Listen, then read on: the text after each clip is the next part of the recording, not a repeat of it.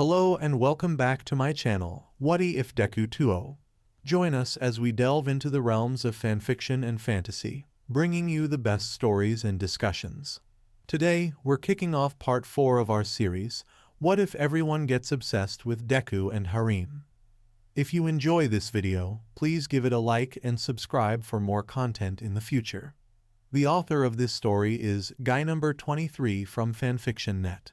All the relevant links are in the description. Feel free to say hello to the author on their profile. Now, let's dive into the fanfic. Huh? Ochako-chan, he's not moving again. Is he alright? Yes, I'm sure it was just the shock from the news, Hagakure-san. She said that, but Ochako had a nervous smile on her lips as everyone watched the frozen figure of Midoriya sitting on the bed. But then he blinked and his eyes started to slowly wander around and look at his surroundings, so the brunette decided to give him some space and time to absorb that new information. Okay girls, I think we should give some space to him, let him think a little about it. Deku-kun dear, we're just behind the door, okay? She said as she ushered the group outside. Momo-chan. What?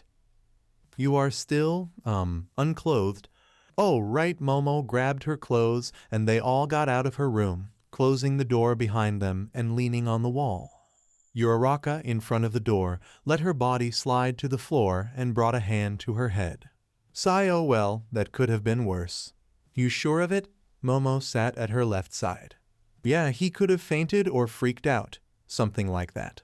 Well, right now he's mumbling non-stop and apparently pacing around. To me, he sounds very euphoric. Kyoka ha, one of her earphone jacks plugged on the wall. What is he saying? Mina leaned on the door, but she couldn't hear a thing. It's hard to understand when he speaks so fast, but something about a villain attack and mind tricks. Oh, he's considering if that was some kind of prank involving Shinso and that Monoma guy from 1B. It's likely that he's going to assume the worst. Even if there are no signs of danger, ribbit. Let's just give him some time. Deku-kun is overthinking most of the time, but I'm sure he'll sort things out and come up with a positive response. Girls. The door swung open, letting Momo and Ochako fall with their backs on the floor. In the doorway, an anxious-looking Midoriya looked at the group in front of him and after glancing at the corridor, pushed them one by one back to the room. Once everyone was inside, he closed the door and locked it, even making sure that it wouldn't fall from the hinges. The girls sat on the bed and waited with some worried faces for the green-haired boy to do something. Always looking to the floor, Midoriya quickly walked back to the group and stopped on his tracks for a moment, pondering something on his mind. He started to pace back and forth with a hand on his chin and the other on his elbow, which only made them worry more for his well-being, but suddenly he stopped again and took a deep breath before looking up at them. I can't do it. Huh? What you said earlier, Ochako, I can't do it. Are talking about the har. Yes, that. I can't do it. No matter what I try to do, I can't do it. Mina was the next one to manifest. Now, come on. It's the dream of every man, right? Lots of beautiful girls all to himself, right? She even made a pose, putting one hand on her hips and the other behind her head. But just when she finished, Midoriya got really close to her face, putting his hands on her shoulders, which made everyone flinch a bit. Yes, you are right, he backed off. But I thought about it. There's no way I can do it. What do you mean, Midoriya? It's really different, but I'm sure we can. No, Momo-san. Look, I thought of about 50 possible ways that things could happen from now on. And how many of them have you saying yes? Well, most of them, but that's beyond the point. Imagine that I say no. Then what happens next? One could say that things would get back to normal, but I'd be with Ochako and you girls would be trying to separate us, but this time to get me. What? See, come on, Midoriya, we wouldn't do that. Toru said that, but the nervousness in her voice was clear. I believed in that too before, but given how things developed between all of us, I doubt you wouldn't try. Not that I blame you, it's just what I expect to happen. Then the best thing to do is go on with the harem idea. Ribbit. I thought about that too. If I agree with it, there might be even more problems. From now on, Midoriya started to speak faster and faster. For starts, this is clearly an unbalanced relationship. There are 6 girls and just 1 boy, so there will be competition for my attention, even if everyone agrees to share equally. Also, there's the fact that I'm much more attached to Ochako, so there would be a difference with the others. The difference in numbers would create some kind of line to spend time with me, and that could lead to discontent and the breakup of the group. And if I tried to be fair and give everyone a shot, then we would have to go on some kind of date to know each other better, and at the end I would have to choose one of you. I'm sure it would be Ochako anyways, but that would lead to the initial situation of competition with me as a prize, no matter who I choose in the end, and even if the group kept together, there would be my physical limitations since I'm just one guy, which could also lead to some of you not being satisfied with. All right, the mumbling train has arrived at the station. Calm down, Deku. Kyoka got up and rested her hands on the shoulders of the frantic teen, trying to make him less anxious, which seemed to work. He slowly looked up at her, finding true concern for his well-being on her onyx eyes. Looking to the sides, everyone had the same look directed to him. He sat on the floor with his legs crossed and ran a hand through his hair, a light laugh escaping his lips. You guys are making this even harder. Deku-kun, we all agreed that this would be the best thing to do, but you have the final word. He looked up again at the girls in front of him at Ochako. He had a tired look on his face. I don't know what I even do to deserve this. All this attention. I don't think that you all should care that much about me. Don't say that, Deku-kun, of course you deserve it. You deserve this and much more, Midoriya. Girls, please, just look at me. I don't have anything much special or unique. I get clumsy and stutter whenever there is someone I don't know around, even more if it is a girl. I'm really glad that Ochako accepted to be my girlfriend, but I know there's a lot I have to work on. I can barely control my quirk, and if I can't deal with more than one girl having feelings for me, how do I expect to deal with problems as a hero? He was sure some tears were daring to form and fall from his eyes, so Midoriya shut them to hold them back. He also didn't want to look at them like this, after all that had passed between them. But then he felt something warm wrap around his neck. That faint scent of vanilla, he remembered it very well. It was the same smell of Ochako's hair, and the warm feeling clearly was her embrace. And then another pair of arms got around his waist. He felt some weight on his right shoulder and a warm breath on his neck. That smooth sensation of something pressing on his arm could only be Momo's jugs. On his left shoulder, the weight of another head and a pair of hands running over his chest and abs. Mina. Big hands also wrapped around him, and he felt some slender figures press against his back, probably Tsuyu and Kyoka. The light patting and caress on his head, as if he was a puppy lost during a moving, told him that Toru was there too. He dared to open his eyes, and Midoriya found exactly what he thought he would see, all the girls around him and involving him in a world of warmth, love and care. He didn't know why, but he felt that even if All for One unleashed a new wave of chaos in the world, he would be secure, as long as he had everyone around him like this. The only times he felt like that were when he was a kid. Time and Tim's he would be beaten up by Kakin and other mean kids, and at home his mother would clean him up and cuddle with him on the couch as they watched the news showing All Might and other heroes saving the day. Those moments were precious to him. He felt invincible back then, and now he didn't feel different. Mina, Tsuyu, Toru, Ochako, Momo, Kyoka, every single one of them truly loved him. There was no way he could let them down, not after that. Ochako then lifted her head from his chest and looked at his eyes. I know how much important being a hero is to you, Deku-kun, we all know. And you don't have to be afraid of it because I know that you'll be the best there is, I'm sure of it. I'll be here to help you whenever you need, and I know you'll do the same because I love you, Deku-kun. I love you too, Midoriya. Me too, Deku. I love you, Ribbit. I love you too, Midoriya. You and that fine body. Me too, cutie. Cornered like this, he had no other option. Sai, you really made it impossible for me to say no. I guess I love you all too. The girls hugged him tighter, and then everyone planted a quick peck on his cheeks, except for Ochako, who aimed at his lips. Hey, not fair. Let she have it, Mina. She's the official girlfriend after all. Speaking of it, we should really think of a way to divide equally ribbit. Breaking from the kiss, Ochako spoke. I have an idea. And so, they decided to split the time in the days of the week. Momo would have Mondays, Mina would be on the next day, then Kyoka, Tsuyu, Toru, and Ochako would have the Saturdays. There was some complaining about her having more free time with Midoriya, but nothing to worry about. With much difficulty, Midoriya convinced them to allow him at least one day to himself, since they wanted Sunday to be a day where everyone would be together. That said, if 2 or more of them agreed, they could spend some time in group without problems. Another point taken in consideration. Thought he said he loved all of them, Midoriya didn't exactly knew the others as well as he knew Ochako, so in the first week he made sure to have some quality time with each one of them. After a study session, he had some tea with Momo. He got some dance lessons from Mina, after she watched him doing his workout routines. Kyoka showed him some of her favorite songs and the vinyl collection she had, also playing guitar for a bit to him. He spent the whole afternoon at the pool with Tsuyu, just chilling at the water and chatting.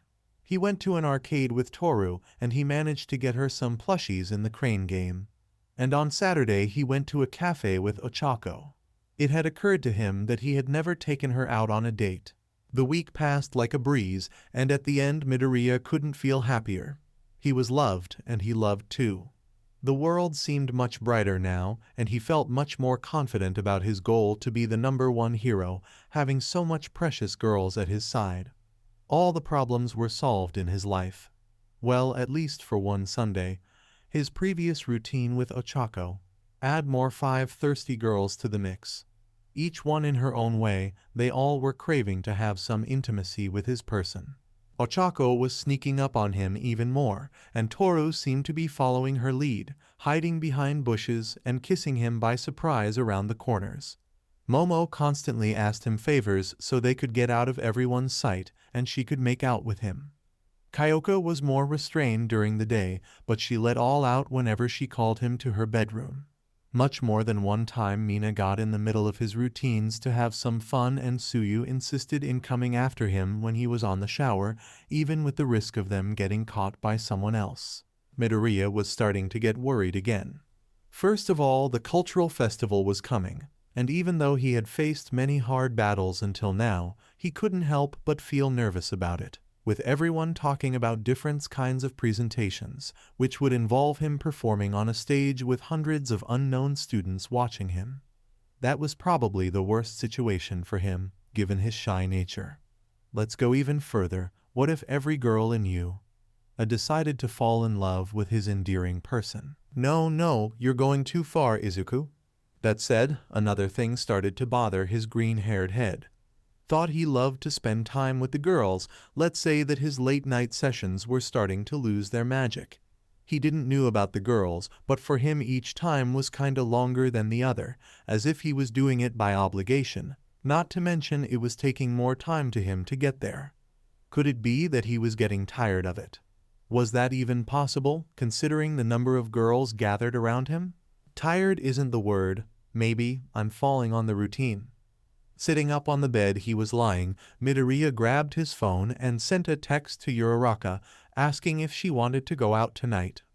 The answer came pretty quick and positive. Thought she questioned why on Sunday, since it was his free day. The boy just said he wanted to do something different, which was true. And then he took a quick shower and changed into a blue jeans, a white shirt with a silhouette of All Might on his back and his usual red sneakers, and moved to the common room as he waited for his girlfriend. He sat on the couch for some minutes, and soon he spotted Uraraka making her way to him, dressed in a brown frilled skirt, a light pink shirt without the top of the sleeves, and some with sneakers. She walked to him as he got up and both headed out of the dorms. It was much easier right now because there was no one in the room besides a certain pink girl. Oh, the lovebirds are going out on a date? Yeah, I just thought about doing something tonight. Oi, Ochako, it's not fair to take muscles all to yourself like that. It's just for tonight, Mina. I know he'll compensate you later, Uraraka said and laughed lightly. Oh, I know he will. She let the couple go, but not before giving a quick slap on Midoriya's rear, earning a little squeak from him. Deciding to go with something more common, they went to see a movie, and after that they went to that cafe they had been before. Uraraka really liked the parfait from this place. But even though she was loving to spend some time with Midoriya, something was off. He was smiling and laughing, but she knew there was a reason behind this sudden call for a date, not that she didn't like it, but it made her wonder. After some time thinking, she decided to just ask him. Deku-kun, you have something on your mind, right? What? No, nothing important. Deku-kun, I know when something is bothering you. You can tell me, whatever it is. She reached for his hand on the table, but he moved it before she could. His smile faded as he looked at the table. Letting out a sigh, he looked at her again, his expression filled with worry. You really know me, don't you? She returned with a smile, but her eyes were filled with concern for her beloved one. Well, Ochako, you see, the last weeks had been really awesome, with you and the girls, I mean. But I feel that I'm kind of falling on the routine. Not that this is your fault or of them. I don't know. It feels like I'm doing it just for doing. Am I being selfish or something? Uraraka reached for his hand again, this time effectively holding his and interlocking her fingers with his as she talked. I don't think you are being selfish, Deku-kun. In fact, after last night I felt that something was different with you. I guess that, when you do something a lot for a long time, this is expected to happen. But I don't think you are being selfish. After all, even feeling like this, you are still treating us the same way. Then, what should I do? Maybe we could stop for some time then. I wouldn't recommend that, she said with some nervousness in her voice. She doesn't want to stop. So what do you think we should do? I want to do something about it, but only if everyone is okay with it. Always so caring, Deku-kun. Let's gather everyone so we can think of something together. All right then, I'll pay the bill while you call them. Midoriya got up and headed to the lady on the balcony, so he didn't see the sly smile that formed on her lips as Uraraka texted to her friends on her phone. She had a plan already, and it would surely bring something new to her dear Deku-kun. Seriously, couldn't we discuss this another time? It's past midnight already. Midoriya said to himself as he headed to Kyoka's room, as Ochako said everyone would be there to talk about what was bothering him. If two heads are better than one, then he was mostly sure they would come up with a solution for how he felt lately. Well, at least we have a lot of privacy. It's really tiring having to hide from everyone whenever one of them wants some time with me. Should I tell the guys about it? Probably not. Without noticing, the boy arrived at Kyoka's room. He knocked lightly on the door, and it quickly opened, revealing the view of Kyoka, dressed in blue shorts and a white tank top. Behind her he spotted the other girls of his self-declared harem. Momo was using a light blue semi-transparent nightgown, which allowed him to see that she was with her black set of underwear. Tsuyu had a plain green shirt many numbers bigger than her. Mina was using a blue sleeveless shirt and white shorts. Ochako was with one of his shirts with All Might written on the front, and Midoriya could see there were no undies, and there was another tank top, pink in color, floating together with dark blue shorts. Well, everyone was here. As he entered, Kyoka closed the door behind her, checking if it was locked, while the greenette headed to the group sitting on the black and white carpet, taking a seat between Tsuyu and Ochako. Midoriya felt nervous, having all the eyes focused on him, even knowing they must be concerned about him. Ochako was the one to break the silence. As I told you earlier, there's something bothering Deku-kun a bit, so we decided to call everyone. She then turned to Midoriya. Deku-kun, can you tell what it is? Well, the last weeks had been really awesome with you all, but I think that I'm starting to fall on a routine. Not that I'm blaming any of you, it's just how I'm feeling right now. He didn't dare to look at them at eye level.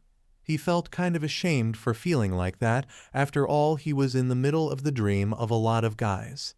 Mina was the first one to speak, running a hand over her messy hair. Ah, that was bound to happen. Guess we passed the limit. No, really, this doesn't have anything to do with you. She's right, Midoriya. We should have gone slower. There's no need to feel bad about it. Momo-san. Ribbit. I think I speak for everyone when I say, even if it wasn't you, eventually we would start to feel the same. I'm with Tsuyu. It's normal to go a little bit further on these things, right? What do you think, Deku? To be honest, Kyoka, I even thought of telling the others, make things official, so we don't have to be sneaking around all the time, but that can end pretty bad. I kinda like the sneaking around thing. It makes things more interesting. It's easier when no one can actually see you, Toru-chan. You're no fun, Ochako-chan. There was a moment of silence before Midoriya spoke again. I wanted to go further on this.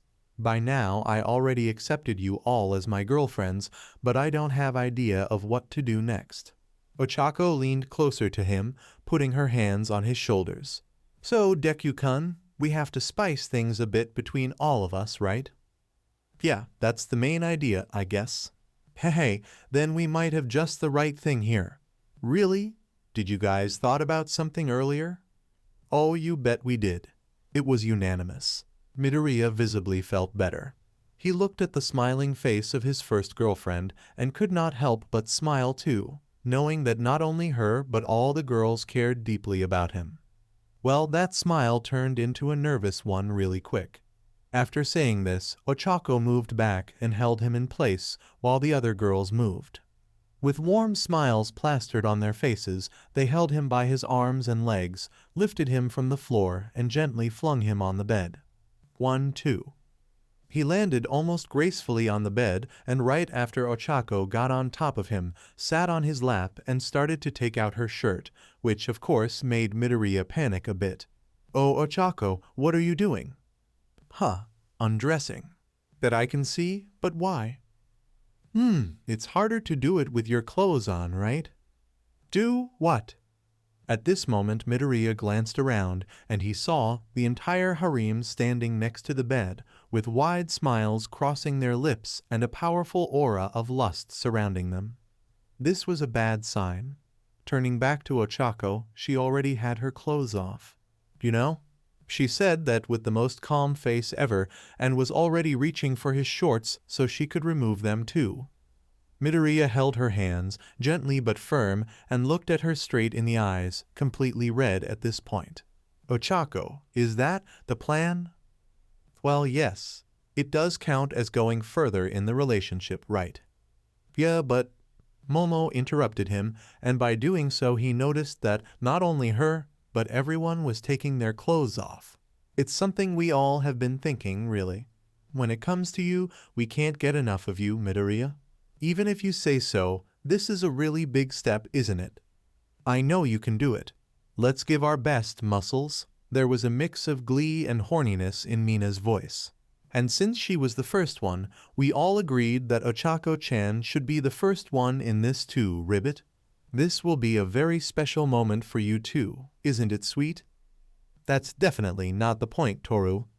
Deku-kun, please be gentle, okay? Ochako had her hand balled into a fist in front of her mouth, looking to the sides as if avoiding direct visual contact with the boy under her. If you are so nervous, then stop it. Just do it already. It'll be easier once you get started, right? Said Kyoka nonchalantly. Then those shorts need to go. Toru, help me here. Oi, wait. Mina held Midoriya up a bit, though he tried to resist, which forced Momo to help too. And in less than 10 seconds his shorts and underwear were gone, tossed aside by the invisible girl while she stared at the scene in front of her. Oh, is that hard already? Mina also melted away his shirt just because she wanted, but the boy wasn't worrying about it right now. As if he could, having Ochako so near his now exposed and hard member. Judging by the kind of foggy and lustful eyes of his harem, he knew that they would not stop, but he had to try as much as he could. Oh, Ochako girls, I don't have any. Well, you know what? He was trying to resort to common sense, but that would prove to be less than effective. He could practically see the pink hearts on their eyes. To be honest, they were at that state most of the time they were alone with each other, but right now it was much more intense. I don't mind of having a children of Deku-kun. See children? Just kidding. For a moment he almost fainted, but Midoriya quickly recovered as he felt a familiar sensation wrapping around his hard member. Ochako stroked him lightly and then moved herself down, starting to L-ike and S-uck his member. Maybe she gave up on the idea, though Midoriya. If she kept at this level, then he was more than fine with it.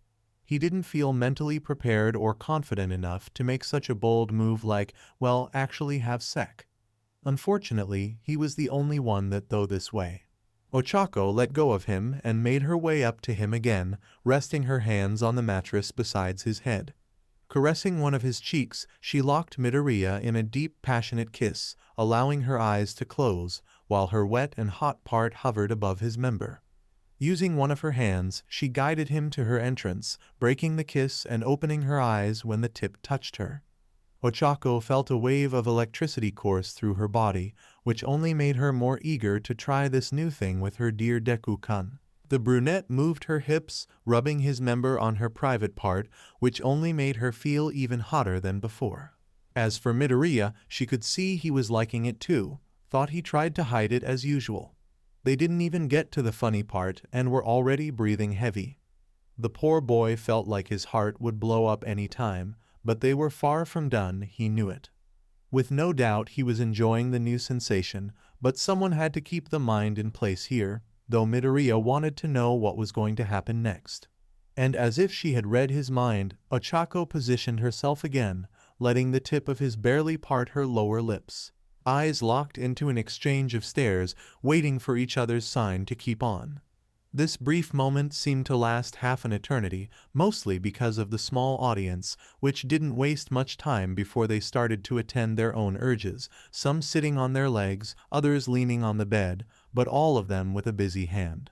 The eyes never left the couple on the bed though. Both of them took a deep breath, and Midoriya helped Ochako to start the move, gently placing his hands on her rear and lowering her on him at a very slow pace. When her lips parted, Ochako let out a small gasp, which made Midoriya stop, but she assured him to keep on with a light nod. First was the tip, and then, bit by bit, Midoriya entered his girlfriend, the first one, that is. For the first time on his life he was doing it. Every move made Ochako moan, gasp, whimper, or a combination of each. She was discovering a whole new bunch of sensations. She was eager, afraid, worried, and, most of all, horny as she could be. Izuku his member and Midoriya L-iking her didn't get anywhere near how she felt right now, so much that her legs were shaking, and she had hold on his shoulders. And then they reached something that felt like a wall in the way, but it stretched a bit. Midoriya looked for her consent again, and then moved again, at first slowly, but then giving a small thrust, officially taking Ochako's virginity away and losing his too. The girl let out a short scream and gasped for air, her nails digging on the flesh of his shoulders and almost making him bleed. It hurt a lot, but at the same time it felt really good. The pain started to being washed away as pleasure took over. Ochako was burning at her core, soaked and aching a bit, eager to go even further with her loved one. Izuku. Ochako. She locked him on another deep and long kiss while she got used to the new sensation, shifting her hips a bit, which earned some moans from the greenette under her. As she explored his mouth, Izuku ran his hands over her silky skin, feeling the curves of her body, until he found her chest and started to caress and squeeze her jugs, pinching her and running his thumbs around them. It was her turn to moan inside his mouth until they had to breathe again. Izuku, I want you, so bad. Ochako got closer to him until her lower lips reached the base of his member. At this point she was barely holding herself up as her whole body trembled. Moved by the sheer power of her horniness, Ochako moved her hips up and down, at first at a very slow pace, but catching some rhythm soon after. Izuku didn't lose time either, catching up with his girlfriend as he explored this new world full of lust with her. It was completely different from the feeling of her mouth. It was still warm and wet, but he could feel the walls of her private part wrapping around him as if it was made for him. Could it be a proof that she truly loved him? He would worry about it later because right now his focus was totally directed to the beautiful girl on top of him. Maybe it was his instincts kicking in, but suddenly Izuku got up and flipped Ochako on the bed, now on top and still connected with her. This surprised not only the brunette, but all the other girls, not really used with the boy being so forward. Not that any of them had something to complain. Izuku, she had surprise and pleasure mixed on her face. You should not do all the hard work, hee. The simple sight of Izuku being that proactive was enough to make his harem feel even more horny. This could be the birth of a whole new Midoriya Izuku, one that would knock them out cold by pleasure alone. And so he resumed to move again, reaching under Ochako's thighs and lifting them up, earning more and more moans from the brunette. He had figured out that it would allow him to go deeper inside her from other times when he was with the girls, but he didn't even imagine that it would feel so good. Izuku leaned closer and grabbed one of her mounds, ucking it and nibbling her hard, which only made her moan louder and hold on the bed sheets. He picked up his pace, entranced by her jugs freely moving up and down, and the beautiful face she had, reddened cheeks and foggy eyes focused on him and him alone. The feeling of her skin touching his, her eyes, her moans and whimpers, her sweet voice calling his name, the sound of his hips slamming on hers, everything about Ochako caught his attention and turned him on. Izuku wasn't thinking about the implications of having sex anymore. The only thing that mattered was that he was going to give her all the pleasure he could. He was determined to make her feel happy. Izuku wanted to show her how much he loved her, and if the way to do it was this one, so be it, he wasn't going to complain. And then a familiar feeling started to build up in both of them. The surge of power that came whenever Izuku used one for all, and an intense sensation on her lower regions for Ochako. They were close to the limit. Considering how much time it took to make Izuku come, it was a surprise that they were there already, but she wanted to share this moment with him. Ochako, I'm gonna came any moment now. Do it! Ah, fuck me, Izuku, cease me inside me, I want everything, ah. At the last moments they sped up even more. Ochako laced her legs around his waist and her arms around his torso, getting as close as she could to his body. Izuku, with one hand held her waist, and with the other her head, locking her into another hot kiss. The sparks of his quirk started to appear. He could not hold any longer, neither did her. One final thrust, and they broke the kiss, shouting each other's names. Ochako, Izuku. And then bliss. This felt very different from the other times.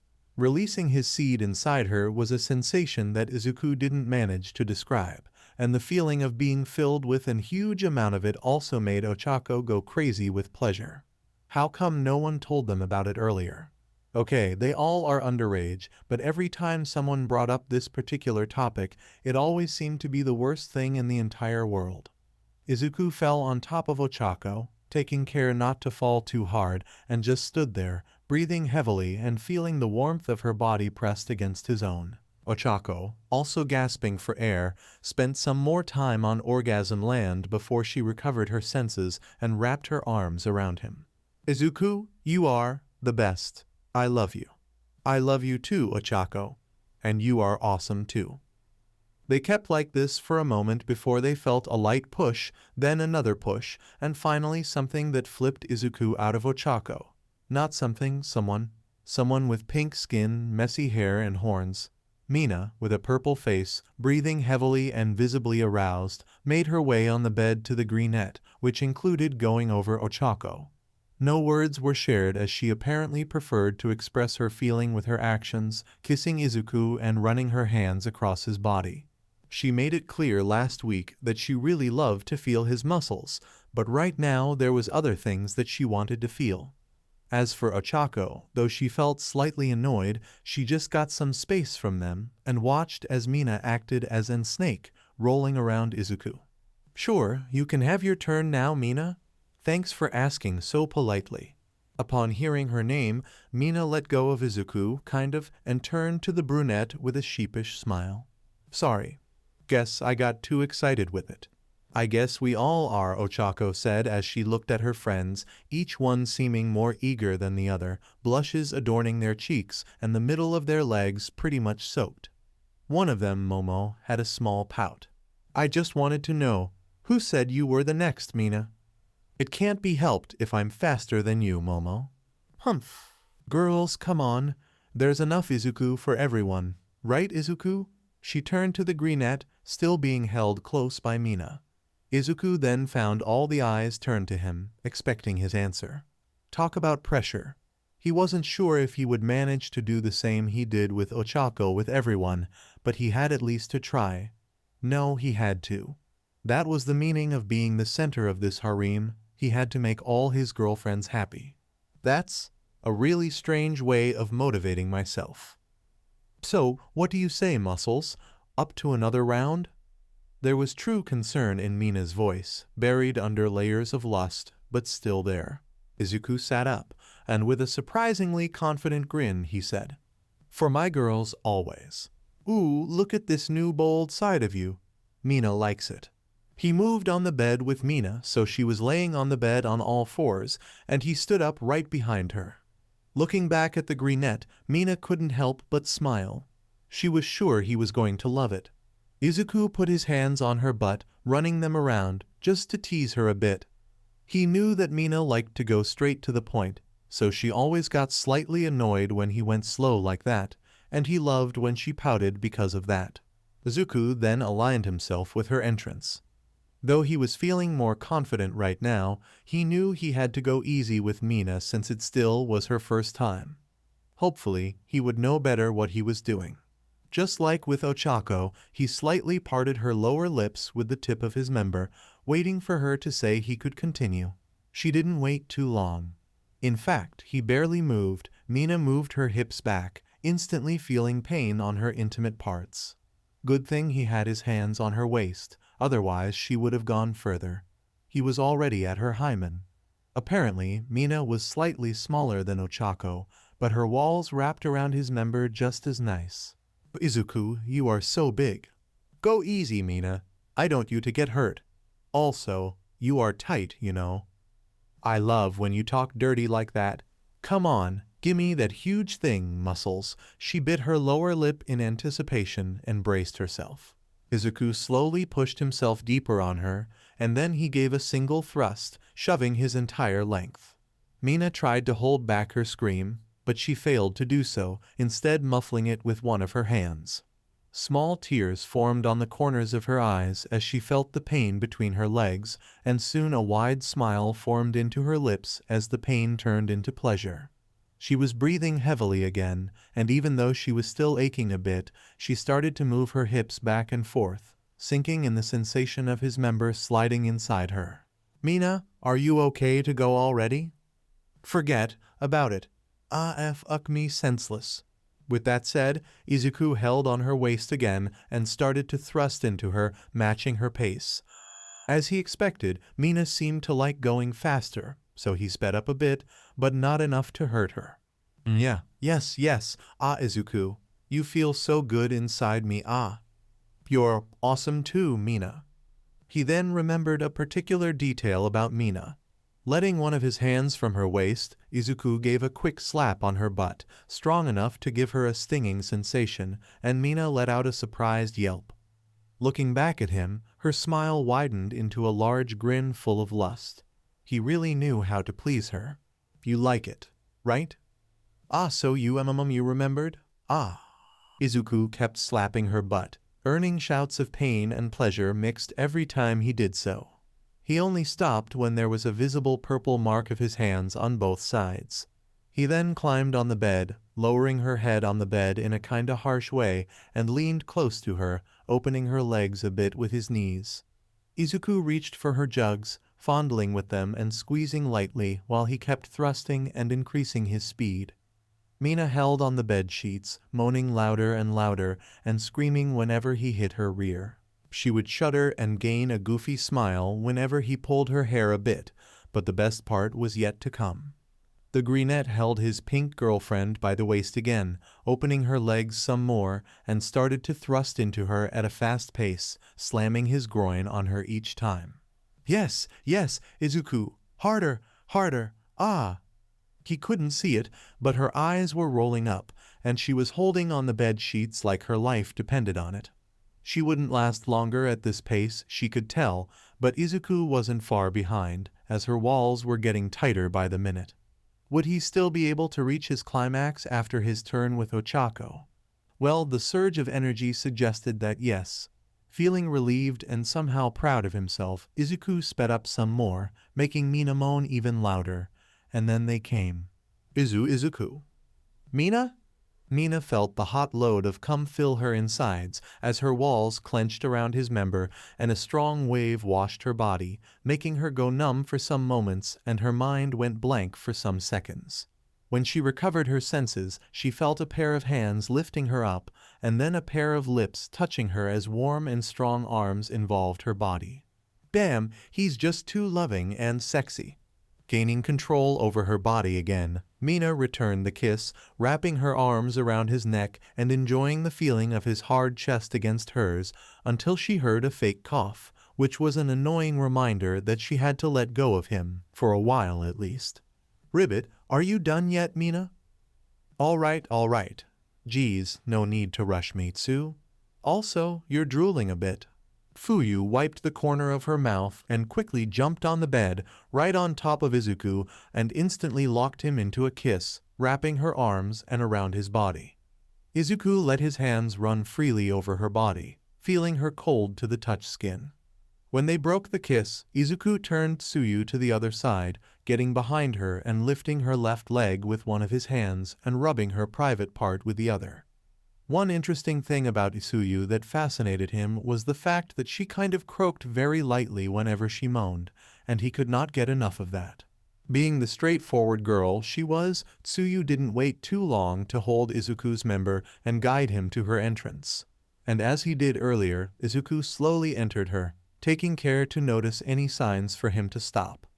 Tsuyu had a lean frame compared to his other girlfriends, but she had near to zero body fat, which left her with very toned muscles, especially her legs, in which Izuku found a liking to caress them. She also seemed to like it a lot, so whenever she felt anxious or nervous about something, he would do that to her, like right now, to ease the pain of breaking her inner barrier. Tsuyu covered her mouth and muffled some whimpers, but soon they transformed into low moans, and after she gave the boy a positive signal, the moans became louder and louder. Once again, he found the sensation he was feeling completely incredible. Surprisingly, she wasn't as tight as Ochako or Mina, but he could slide inside Tsuyu with much ease. Maybe it was because of her quirk mutation, but he would worry about it later as he had more important things to do right now, like pleasing his beautiful green-haired girlfriend. He was going slower than when he was with Ochako or Mina, but that seemed to be more like how Tsuyu liked. She shuddered a bit every time he slid his whole length inside her, coming in and out slowly while he fondled with her bosoms. Her breathing was heavy and her tongue hung out from the corner of her mouth as she rubbed her fingers over her private part. Izuku, you feel so good inside me, ribbit. You also feel awesome, Tsu. Izuku, I want deeper, harder, go harder. Izuku then lifted her legs some more and thrusted with some more strength, but still keeping his slow pace. As for Tsuyu, her eyes got shut tight and she moaned louder and louder. Damn, she was having the time of her life now. She could feel every inch of his member inside her, moving back and forth, molding her inner walls to match his format, and she loved every single bit of it. By now Tsuyu carved deep on her memory the feeling of having Izuku inside her, and something told her things were going to get better. She felt another sensation build up inside her. She started to twitch a bit and her mind was getting fuzzy. I think I'm Izuku. I'm coming soon. And me too. I'm close too. Came with me, Izuku. Came together with me, ribbit. As he felt the energy surge again, Izuku leaned closer to Tsuyu and pulled her into a deep kiss. They came out together and Tsu pulled back from the kiss, screaming loud as she orgasmed. She felt his wave of hot seed filling her insides while her walls clenched against his member. She took a minute to catch her breath again and then got on top of her dear green-haired boyfriend, her big eyes never leaving from his face, which had a small smile on it. "What's so funny?" "Oh, nothing. It's just that. You really loved it, right?" There was this very subtle smug look on his face, something Tsuyu also found to be lovingly, at least on him. Maybe someone was starting to get overconfident. Then again, confidence and Midoriya Izuku were pretty much two opposite things. Good thing that it was changing slowly but continuously. Ribbit, you're right, but I bet you loved it as much as I did." Now it was her time to hold the smug look. After all, she did make Izuku come hard like Ochako and Mina. Could the green-haired teen have an unlimited source of energy or something? Only one way to discover, and 3 beautiful ladies to go. "Yeah, you are right too. You girls are really amazing, you know it?" "I do my best, Ribbit. We all do.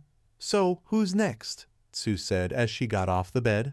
Oh, me, I'm going now." Suddenly, Izuku felt some weight and a warm sensation pressed against his body. He knew exactly who it was.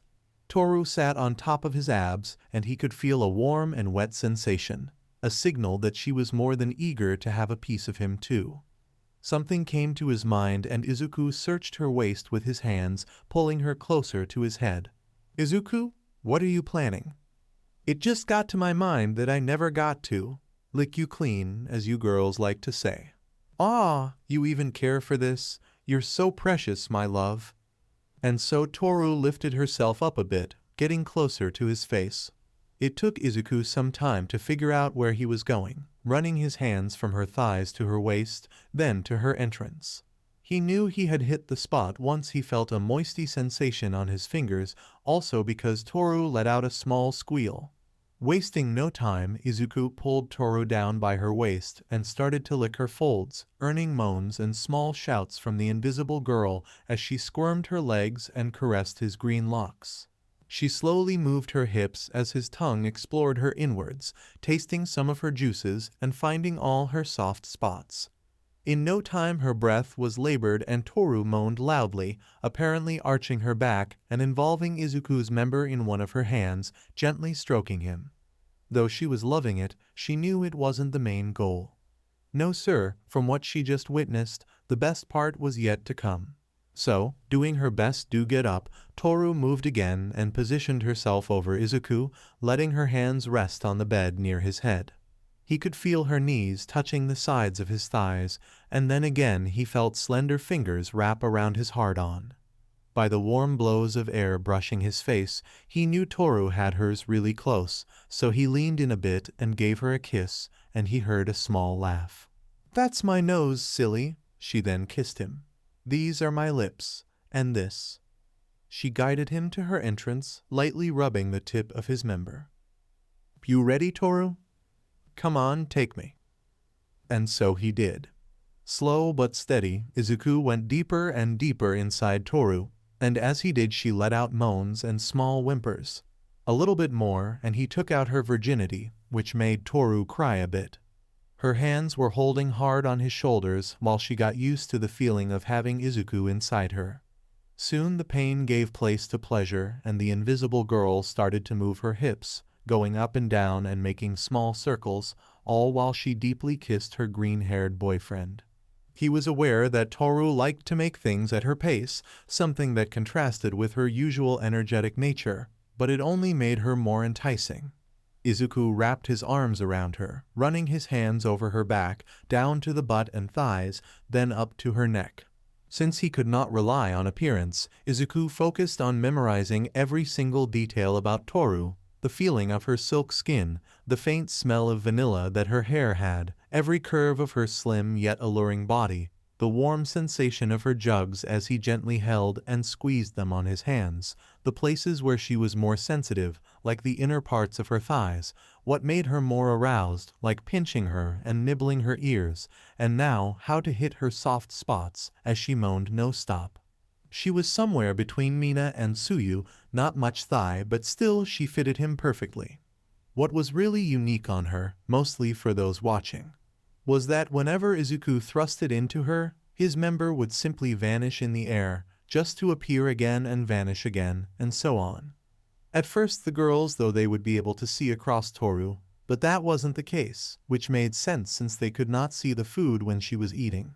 For Izuku, the most fascinating thing was to wonder what type of expressions she had. She had her eyes closed. Was her tongue sticking out? How red was the blush on her cheeks? Did she have that hungry and seductive look on her eyes while she kissed him? That last one he was most certain of. Izuku, you are so big. You feel amazing inside my I love it. You feel awesome too, Toru. She felt the need to rush.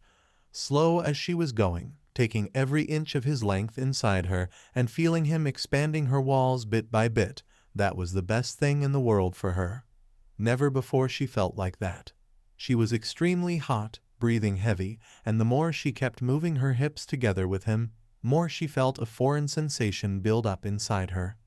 Totally different from her other nights with the boy, she was about to experience a whole new level of pleasure. She was close to her limit, she knew it, and it only made her more eager to it. She held him like her life depended on him, calling for his name between her increasing moans. Ah, Izuku, yes, Izuku, just like that, Izuku, more deeper, hng memem Izuku, Izuku. T Toru, I'm si close to.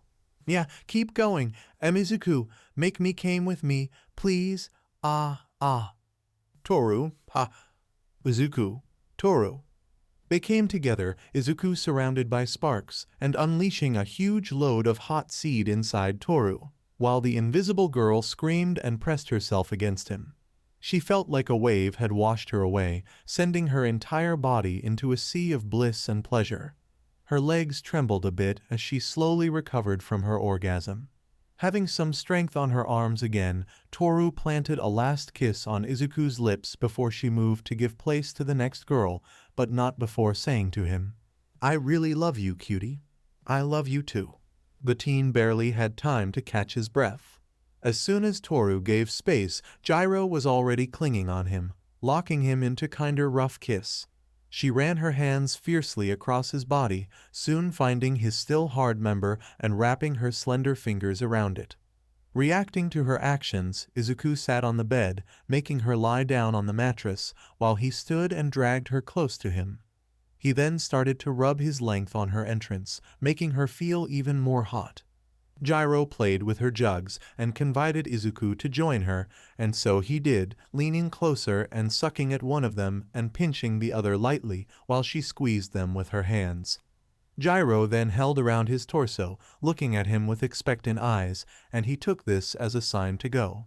He readied himself and started to penetrate her folds, which made Gyro moan and squeal with every single bit he put in. Tears fell when he broke past her barrier, but in no time all the pain vanished from her face. He straightened his back and held Gyro at her waist, starting to thrust slowly at first, but picking up the pace as Gyro asked for it. She wasn't containing herself regarding the noises she was making. From all 6 of them, Gyro was the one that moaned louder, and it was common to her let out a scream quite often. She was much more sensitive when it came to touch, and it seemed to extend to that part as well. As he thrusted his member inside her, Izuku couldn't help but feel that he could break her at any moment. Her slim frame made Gyro look like it was possible, but she was as aggressive as Ochako, only louder. Her loud moans got the best of him, making him even more aroused than he was, if that was even possible. And Gyro, well, she was practically in heaven. Each thrust, each time he went completely inside her, each time she felt his hips slamming on her, she simply loved all of it. She didn't want him to stop, not even for a second. She needed him entirely. Deku, no, Izuku, more, gimme more, gimme that F-ucking member, HGN, yeah, yees. A small grin somehow formed on his mouth. Geez, Gyro, are you liking it tea that much? Yes, I love it. I love your member. I love your member, deep inside me. Oh yeah, just like that. Shit, you all are really tight. I don't know how much longer I can go. Her body started to tremble. Probably she was near her orgasm. Her feet that were at the edge of the bed started to shake a bit. She held at the bed sheets. Her breath was ragged, be it because of her heartbeats or her shouting. Her mouth was wide open and her eyes seemed to be rolling up a little.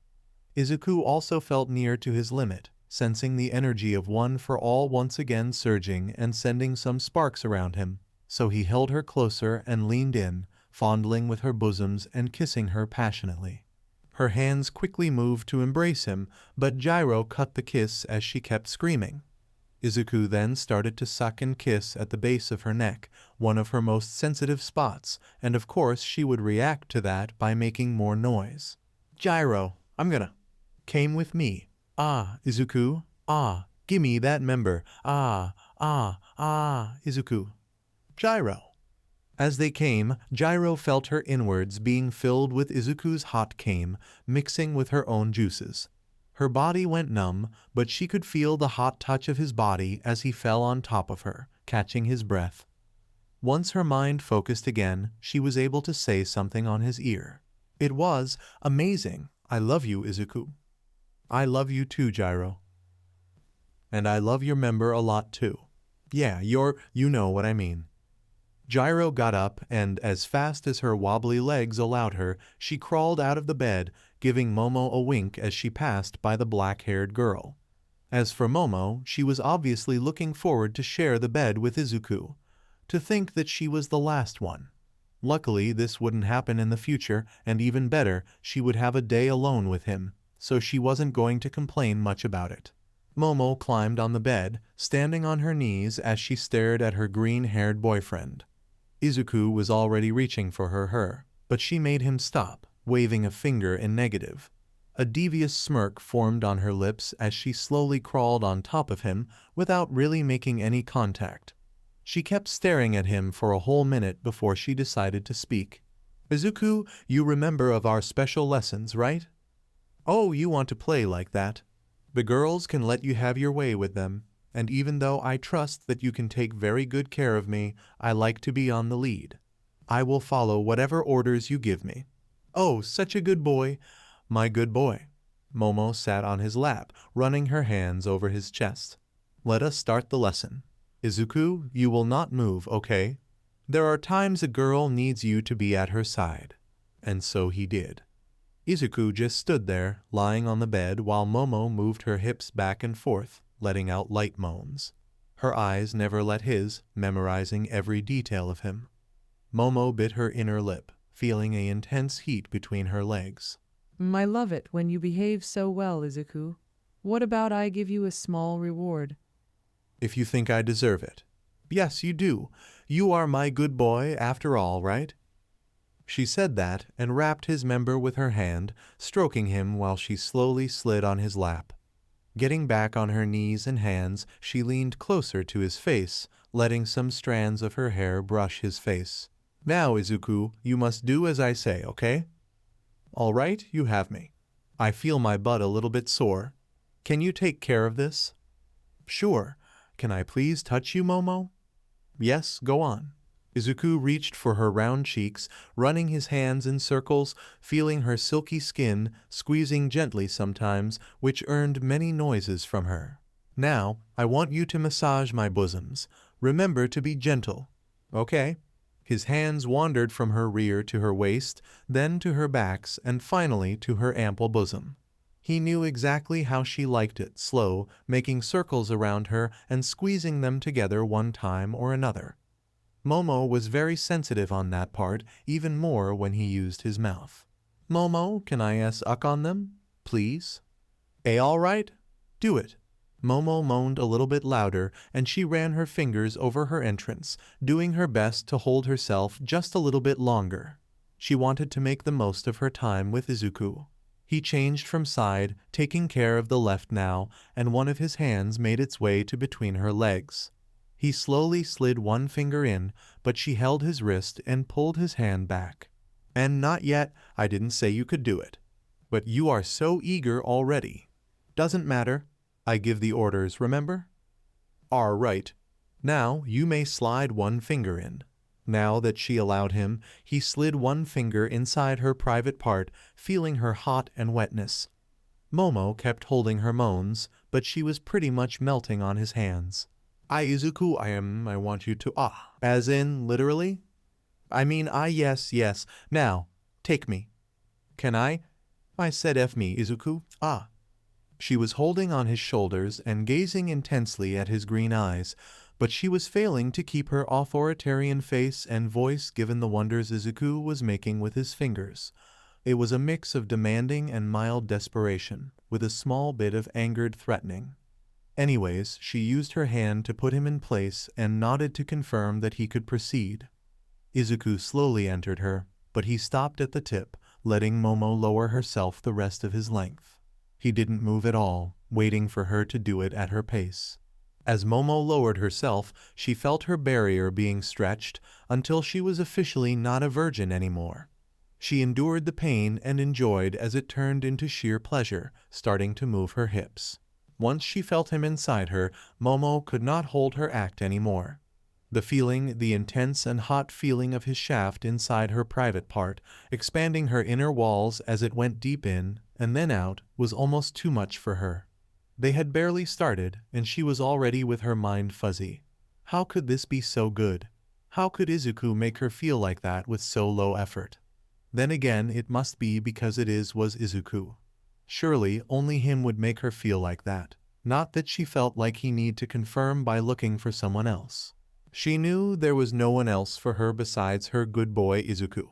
Izuku, you feel you feel amazing inside me. You are incredible too, Momo. Something about her demanding behavior, the act she pulled out whenever they were in their intimate moments, made Izuku feel extremely enticed with her. Maybe it was the contrast between the leading thing and the way she practically gave off herself to him, as if her very existence depended on his persona. He would follow whatever she told him to do because in the end he was sure it would make her feel happy, and he was going to do his best every time. That said, Momo apparently had a hidden talent for this because he was reaching his limit fast. The way she moved her hips, making circles and going up and down in a broken rhythm, was driving him crazy, rushing his climax, then giving him some time to recover, all that without stopping to thrust. Not only that, the noises she made every time her hips matched with his, the tender touch of her fingers running across his hair, everything she did was meant to pleasure all his senses. This was her goal. You like it, don't you? You love my right? You want more, Izuku? Tell me, you want more from your Momo?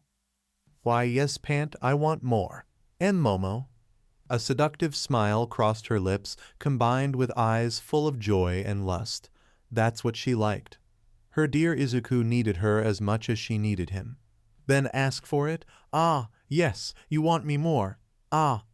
Yes, if Momo, I want more, please, let me have you more. Shit. Izuku, feeling he was near and also sensing the same from Momo, quickly held her waist and started to move, going faster and deeper inside her.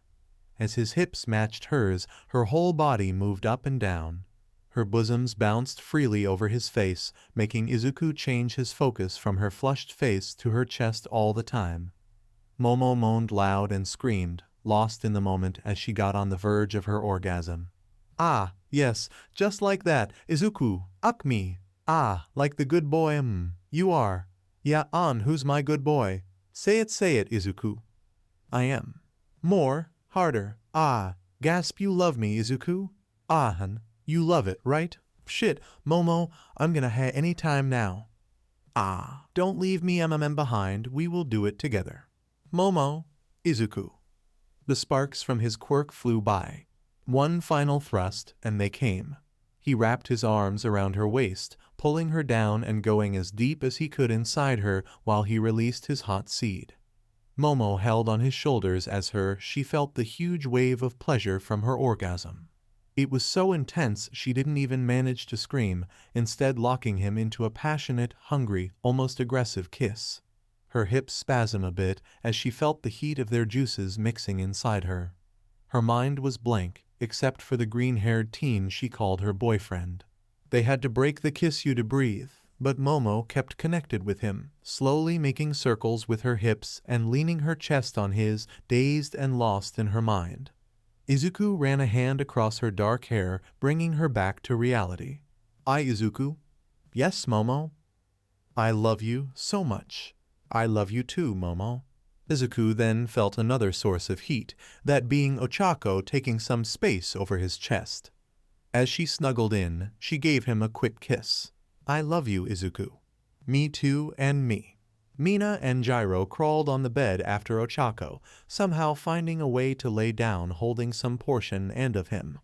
Almost instantly Tsuyu and Toru got in the bed, being on top of Momo and Ochako, but still holding on Izuku. I love you too, Ribbit. And me too, cutie. There, covered in sweat and surrounded by stark naked, beautiful girls, Izuku could only reply equally to them from the depths of his heart. I love you too, each one of you girls. Something was happening. He never took that long to recover his breath. His mind was getting foggy, but not like some minutes ago.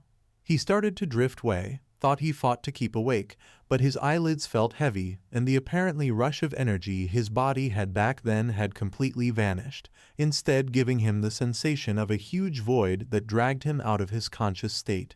He should not sleep right now.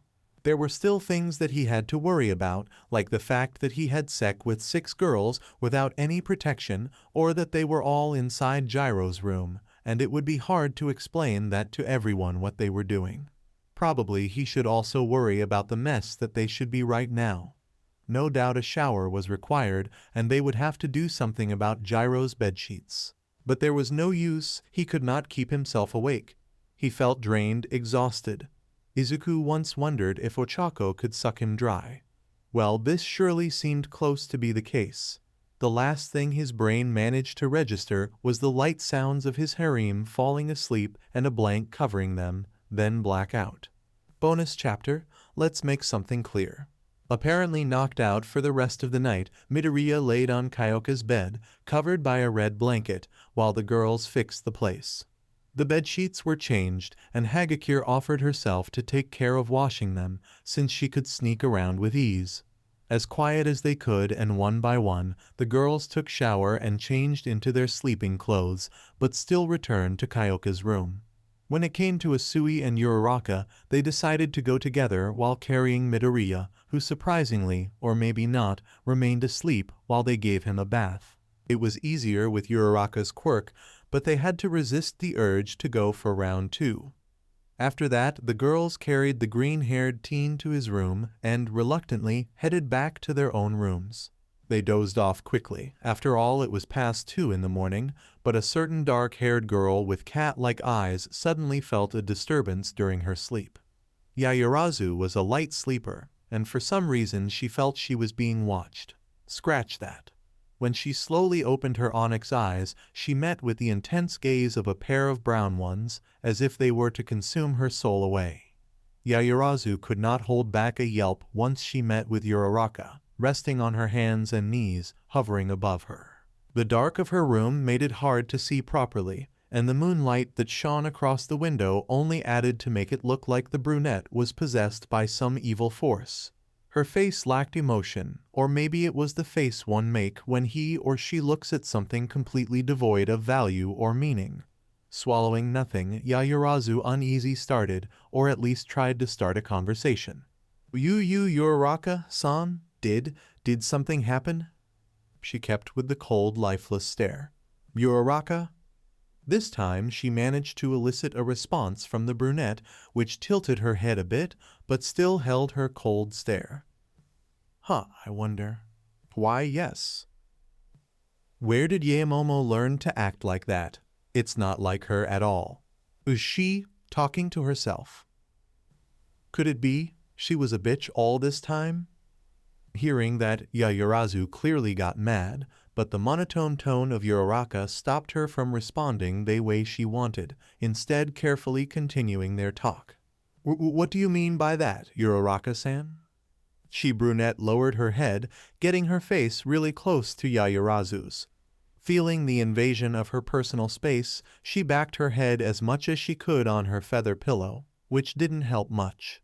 You know, Momo, when I found you doing naughty things with Deku-kun, I thought with myself, "Wah, I can't believe she is making something like that." Like what? She made a short pause in which her eyelids lowered a bit. I also thought I should make her float away. Yayurazu was shocked, to say the least. Her pupils shrank and her mind was racing. Didn't they agree with sharing Midoriya? They just had sex, and they spent the last week on separate days with him. When I heard Mina giving that idea, her voice sounded more serious and menacing now. I thought that it was a bad idea, having to share my Deku-kun, but I know he's too much for me to take him alone. Sure, I'd gladly let him have me senseless ad even more night after night, but what if he gets tired of me? I'm sure he would never get tired of you. Oh, that's right. My Deku-kun is the most lovely, endearing, adorable person in the world. He would never leave me. He is, right? Then why don't you? But doesn't it mean that he will be kind with every other girl? What if they start to like him too? He won't be able to hurt their feelings, will he? It's okay, Midoriya would never cheat on us. Yayurazu was getting more and more nervous due to the proximity and expression of her friend. But then Uraraka gained a almost psychotic look, her eyes wide open and her serious aura flaring up. Her voice had a low tone she never heard coming from the brunette before. Us? Pathetic. The main reason why I allowed this harem to form was because it would be too much a pain in the ass to deal with you all girls. Yayurazu's was beating 100 times a second. She then felt Uraraka come even closer. The brunette put her right knee between Yayurazu's legs, rubbing her private parts and making her blush as the entrapped girl squirmed under her. Let's make something clear, Momo. You may have my Deku-kun for you, but only because I allowed you to. So don't get too excited saying that my Deku-kun is your good boy. My Deku-kun seems to like it, since it makes you all happy and giddy, so I'll let you have it your way. But it would be wise of you to remember this lesson. Uraraka practically glued herself on Yayurazu, pressing their chests together, intertwining their legs and touching their nuns. He is my Deku-kun. Deku-kun is mine to keep, and I won't have it any different from this. Do you understand, Momo-chan?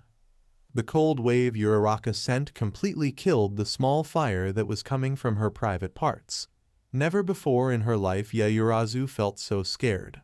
The only thing that assured her of still being alive was the thumping beat of her heart, way too fast and strong to be at healthy levels. Frozen as she was, she could only nod with her head, gently brushing Uraraka's nose and even touching her lips for a split second. And suddenly she backed off, and a huge smile formed on her mouth. Her face regained the usual warmth and brightness, and Yayurazu was sure that her room became less dark and warmer than before. I see. Glad we had this talk, Uraraka said, standing on her knees and clasping her hands together as she tilted her head to the side. She then leaned in again and, surprisingly, gave a quick peck on Yayurazu's forehead, jumping from the bed and skipping to the door. Before leaving, she turned around, still with her bright smile plastered on her face. Good night, Momo-chan. Good night, Ochako-chan. Uraraka went to her room, flopped on her bed, pulled her blankets, and fell asleep with a peaceful face. Yayurazu remained awakened, eyes wide open and barely blinking, the hem of her blanket tightly held by her hands. She kept replaying her encounter with possibly death herself for at least 2 more hours until she made her mind about something. In fact, that's more like the reaction I'd expect from her. Way over the limit, yes, but more likely to happen than accepting a harem with her boyfriend in the middle. Which is why I should be even more glad for having some time with Izuku. Just remember, Momo, he may love you, but he has a dreadful guardian by his side, and you are lucky that she's not your enemy. Sigh, I should have noticed him earlier. And with that, she went to sleep in the few hours she still could. Beep, beep, beep, beep. The buzzing of his alarm clock, thought quite annoying and dream-invading, surely was effectively in awakening him from his slumber. Not he had any problems to wake up early. In fact, it was more of an habit to him, but given the huge amount of fun he had last night, Midoriya was glad to be awakened by the alarm so he wouldn't miss class. He would not hear the end of it from Ida. Oh yeah, last night. Midoriya brought a hand to his face, rubbing away some of the sleep from his eyes as he yawned lazily. A small smile formed on his lips as his mind slowly started to remember the events from last night. 3, 2, 1. Ooh. He shot up, sitting on his bed and with both hands on the sides of his head. Realization dawned on him as his mind finally got on the rails. At once all the concerns he had previously flooded his head, mainly the part where he had unsafe sex with all 6 of his girlfriends. The idea of any of them becoming, well, pregnant threw him over the edge. And of course he had to think about the worst scenario. What if all of them? He had his hands put together in front of his nose as his imagination worked furiously, creating a mental image of his harem greeting him at their hypothetical house, all of them holding a small bundle of happiness, some of them with 2 at the same time. He could already see it. A little girl with messy green hair and horns, another one with short green hair and small earphone jacks on the ears, a pair of twin boys with their frog-like tongues sticking out and freckles covering their cheeks, another girl with cat-like eyes and her dark green hair fixed into a tiny ponytail, a floating set of blue baby clothes, and yet another little girl with green hair that framed her round face, dotted cheeks, and tiny pink pads on her hands. All the ladies present welcomed him with warm smiles as he entered. "I'm home." "Oh, darling, welcome home," Ochako was the first to meet him. "Welcome home, dear," they all said, and together. "Did everything went good at work, Ribbit?" Tsuyu beamed. "Dinner is almost ready," that was Momo. "Would you like to eat now?" Gyro said. "Or take a bath," Toru came in. "Or perhaps," Mina started, and they all said in unison. "You want me, and is it just me, or this is much better in Japanese?" Midoriya shook his head vigorously. No, calm down, Izuku. It's not possible that it could happen." He scratched the back of his head. "Or is it?" He held his head again. Anyway, it was pretty early in the morning, class would still take some time to start, so as usual he decided to follow his morning routine, hoping that it would at least calm him down a bit. Class went on, and he could not feel more anxious, mostly because every time he looked around, at least one of the girls was looking at him. Oh my, what if they already checked? Could they know just by feeling it? Did it really happen that fast? On the first time? If so, how many of them? Seriously, could they all get pregnant at the same time? The class went like this for Midoriya, unable to focus completely on whatever was the lesson Aizawa-sensei was giving. And of course sensei would notice it, which ended with poor Midoriya being called to answer question 4 times, and at the 4 times he managed to mess up somewhere. At this point the whole class was wondering if he had some problem going on, mainly the girls. Before going out to lunch, Ida, Kirishima, Aoyama, and even Todoroki stopped by him to see if he was okay. Bakugo, being Bakugo, just shouted something about Midoriya not standing a chance of surpassing him with this low level, which was his way of manifesting his concern for the green-haired teen.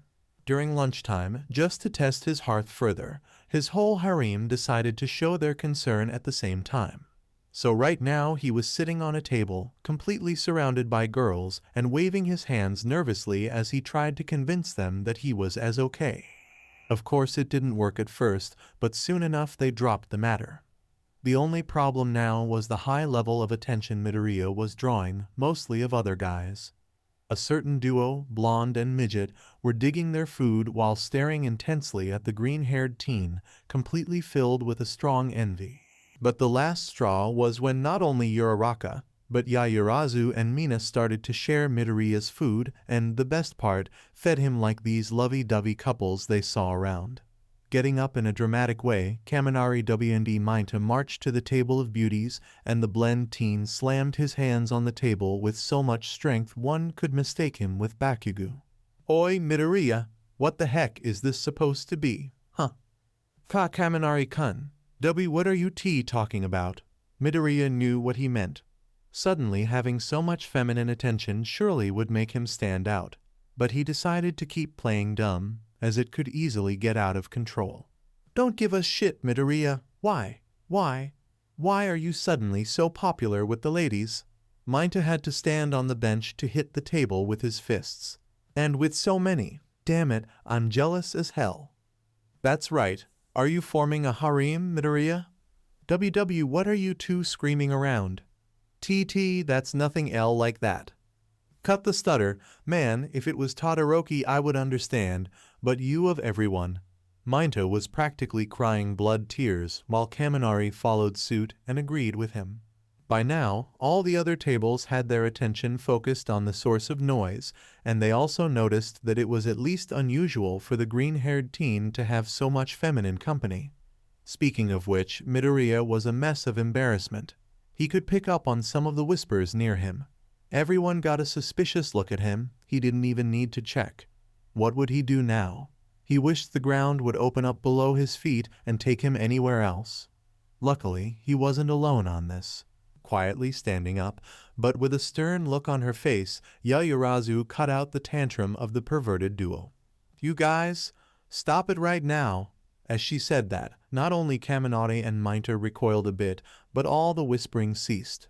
Blonde and Shorty Grapehead swallowed nothing as they felt the intense gaze of the vice class rep on them. Can't you see that Midoriya isn't in a good day? Please show some concern, or at least don't make things worse. Momo-chan is right. Plus, what makes you two think there's anything special on being at his side? Can't we show a friend that we care for him? Mina also stood up, crossing her arms in front of her chest. Her brows were slightly furrowed, and she also held an annoyed gaze against the two boys. No, we didn't mean to. I just thought. Kaminari, now devoid of any anger, started to speak, but was quickly cut out by Uraraka. Next time you think something like that about someone, think again and go mind your own business. Everyone in the cafeteria felt a small chill run down their spines. There was this unspoken, yet undeniable shield the group of girls raised around Midoriya. Even if they didn't know them so well, none of the other students dared to defy the group of girls from Class 1A, at least concerning the well-being of the Grenette. As for the others from 1A, most of them were between shock and amusement. It was clear that Kaminari and Minta had it coming, given their history of bold moves. But also, no one expected the girls to be so active in defending Midoriya. They didn't say a thing, but in their heads they wondered what could be going on between the group and the Grenette. The usual ruckus from lunchtime slowly returned, with everyone acting like nothing happened, except for Blonde Charger and Grapehead, who recoiled on their seats, quiet and shaking a bit. Besides them, Todoroki and Bakugo stared at the group from the corner of their eyes, similar thoughts crossing their minds. Something was up, but while Todoroki had some kind of concern, Bakugo didn't give a shit about whatever mess shitty Deku was in. That's what he told himself. Hero training came in, and today's task would be a trust exercise.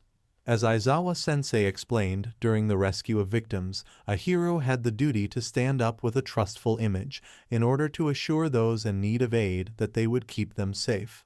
They had a great example, if not the greatest of them all, right beside them, All Might.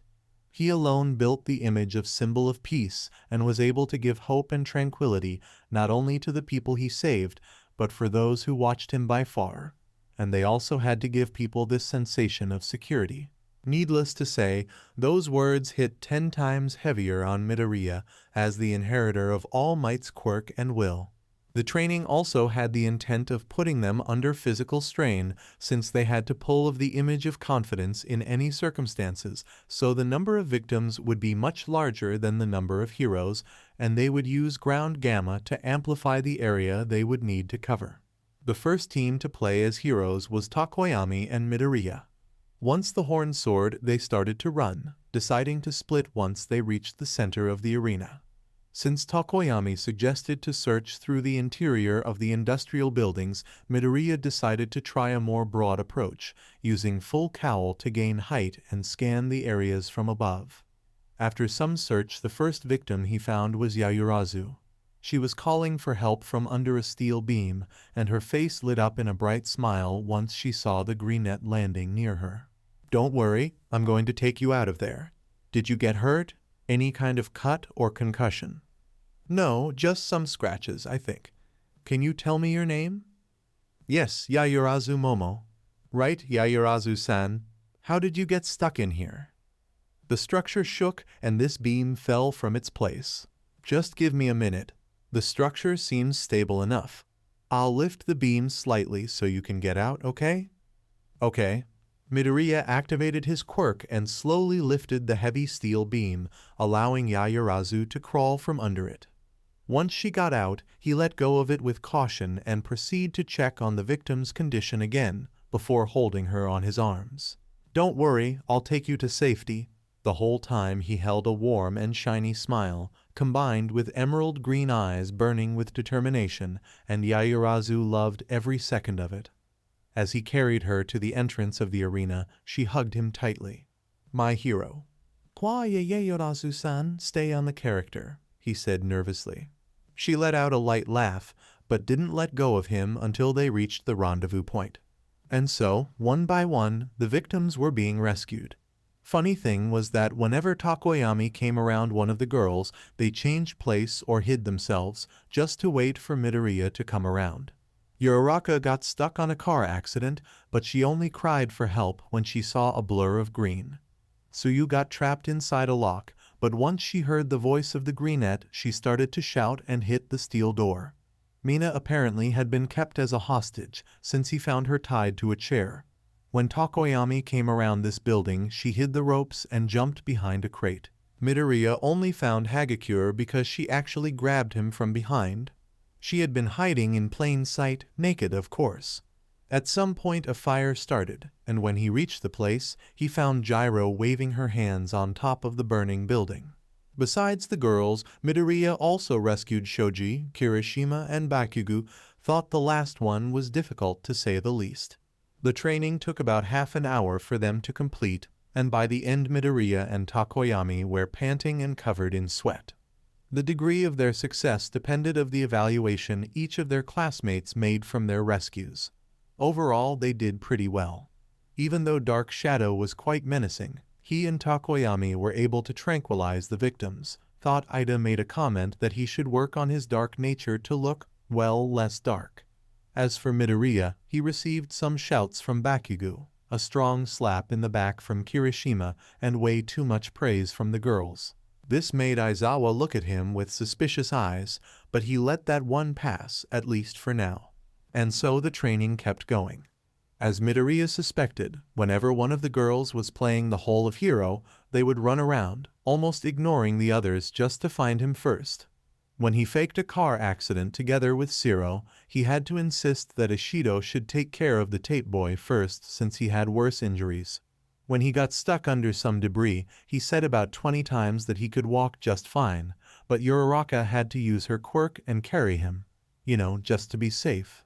But boy, things almost got out of hand when Kyoka and Asui found him at the same time. On his comments, he was truthful when he said he felt very secure and relaxed, thought the hyperactive personality of Hagakure could make some people a little bit uncomfortable.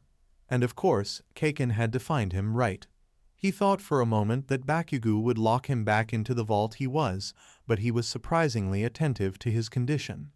When Midoriya said he had a sprained ankle thought, Bakugo gritted his teeth and held back apparently a succession of swearings that crossed his mind. No one was able to hold back laughter. They saw the scene in front of them. Bakugo taking large steps and grinding his teeth as he looked up, and Midoriya being carried on his right shoulder like a sack of potatoes.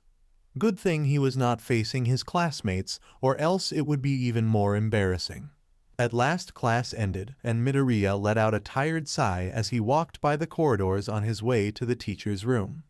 The whole deal with his girlfriends plus all the unwanted attention he got today led him to a mental exhaustion. Whenever he felt lost on what to do, he came to one of the persons he trusted most, and actually the only one he could really open up to. As he knocked on the door, he heard a familiar voice coming from inside, and it opened to reveal All Might, sporting his usual yellow suit. He greeted the boy with a smile. "Hello, young Midoriya. Come in." Midoriya followed his mentor and sat across him at the couch. As usual, Toshinori had some green tea, and after both of them take a sip of the warm drink, he started. "So, you have something you want to ask me, right? Does it have something to do with your training?" No. Actually, is more like a personal matter. I kinda lost about what should I do." Midoriya scratched the back of his neck, unsure of how to put it in words and tell his mentor what was worrying about. "Well then, what would it be?" Toshinori asked as he drank more from his tea. "It's, I was thinking, what would happen if—" He couldn't say it, so he tried a different approach. "I remember that thing you said about one for all, that it could not be taken by force, but could it be, like, passed down during, if I got really intimate, with a girl?"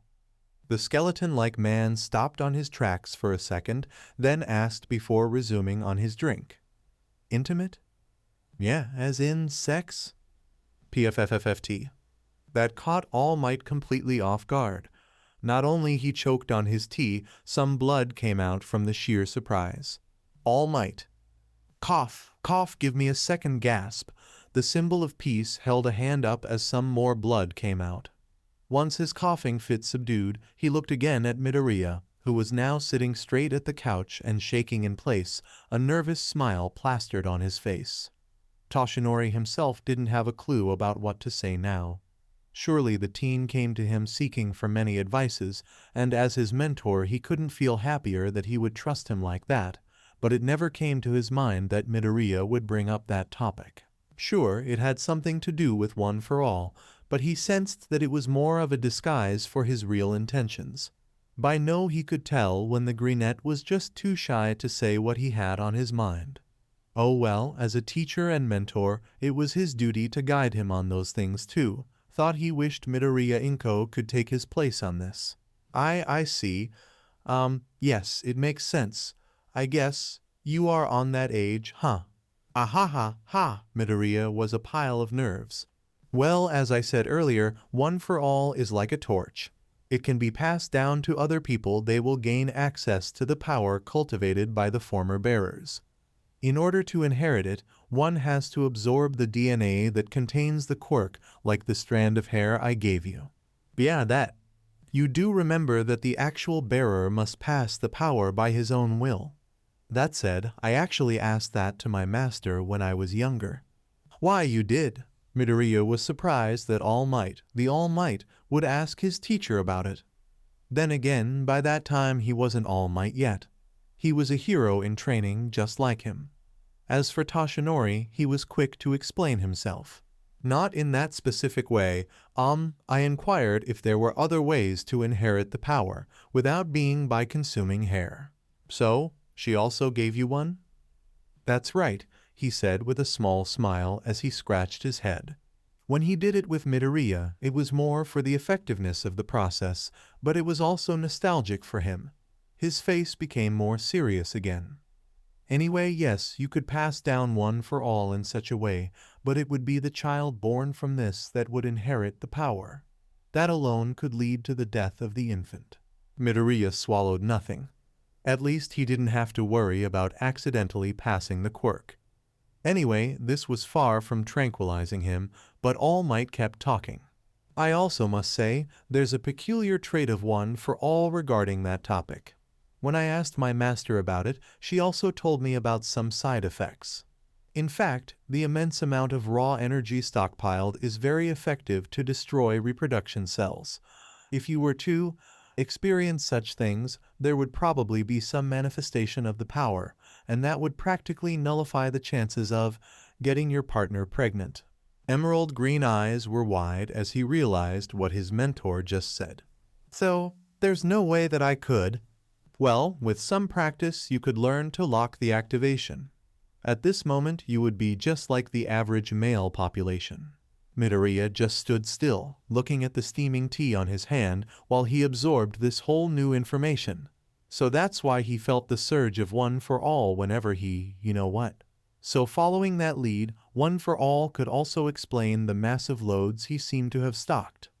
In a way it put his mind at ease, but at the same time he felt it was a convenient excuse to forget about the possible consequences of his acts.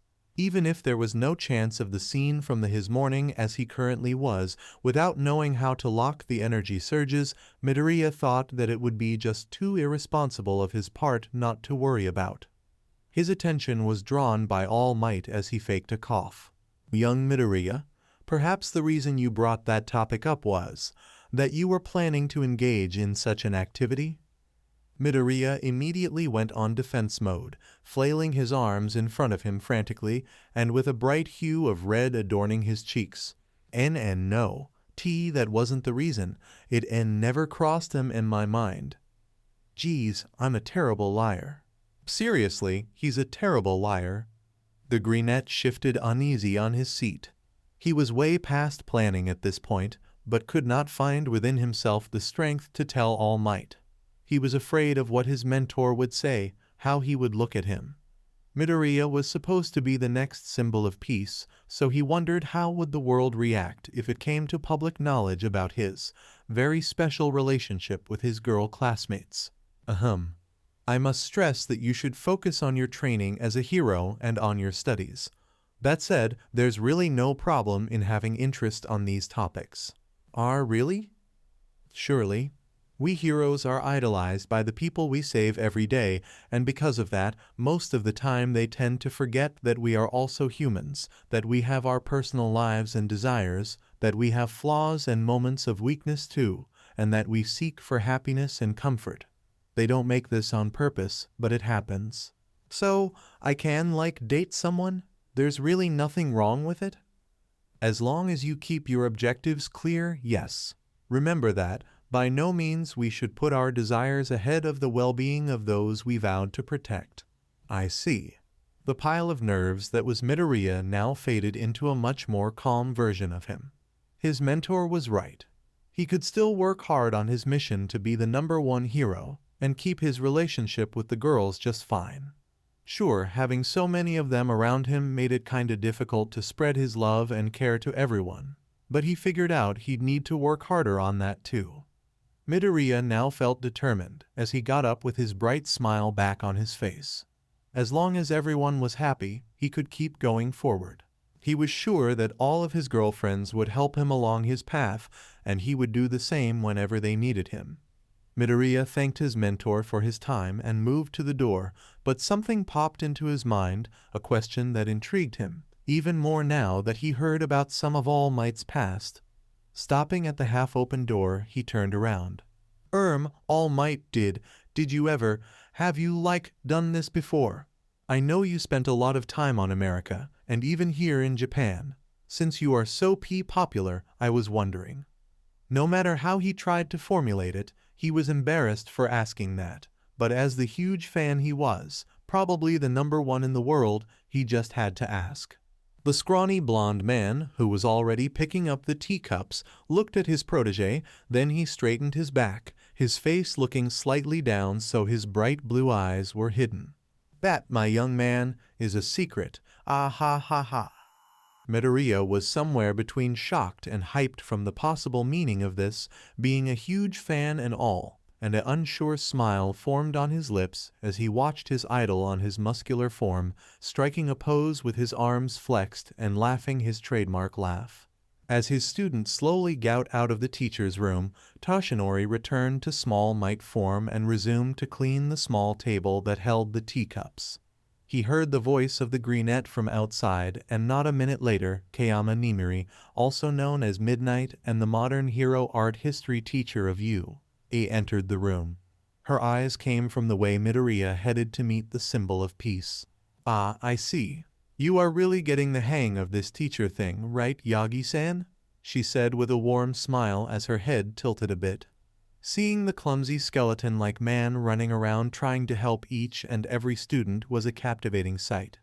It made her want to work even harder on her task of putting something on the heads of the teens she was responsible for teaching. Even being out of combat for good, All Might still managed to inspire those around him. At least that was what she though. It is my duty as a teacher and as his mentor, he told her with his face full of determination.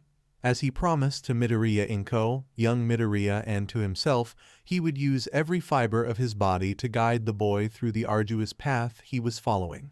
Plus, he now more than ever felt the need to also be a reference to the many other students.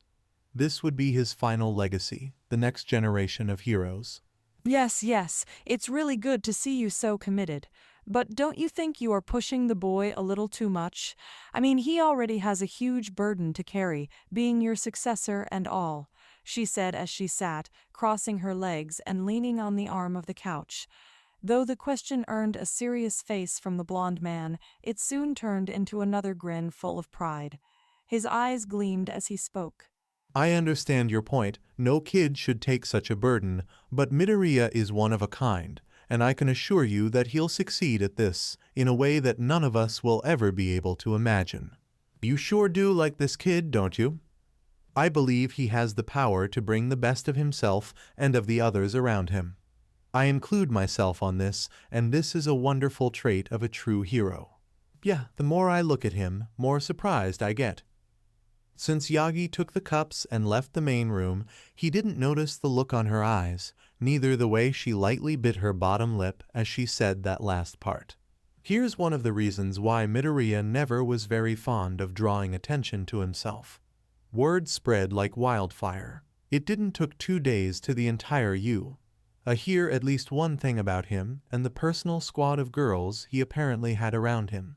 Sure, after the last incident Midoriya said that they should be more careful, like avoiding doing couple things when they were near the others, and mostly not gathering everyone around him at once.